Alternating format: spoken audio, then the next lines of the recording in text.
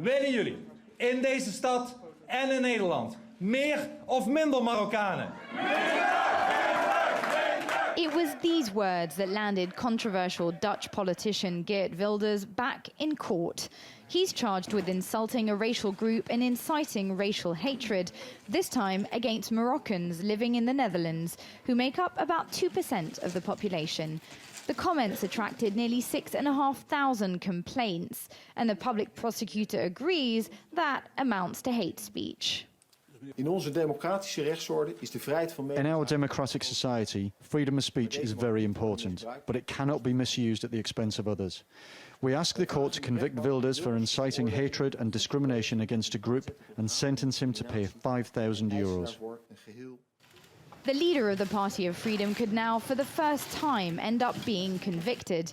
He was acquitted of 2 charges of inciting hatred and discrimination in 2011. Wilders has, until now, boycotted the trial, denouncing it as a travesty and accusing the government of trying to silence him. But on Wednesday, he attended and made this statement. It is a political process because other politicians belonging to mostly governing parties who spoke about Moroccans are not being prosecuted. It is a political process because your court is being misused for a political liquidation of a politician from the opposition, which they cannot beat in the parliament.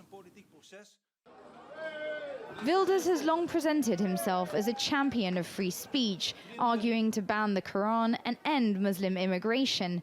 His party is currently the 3rd largest in the Netherlands, and he's tipped by some as the country's next prime minister.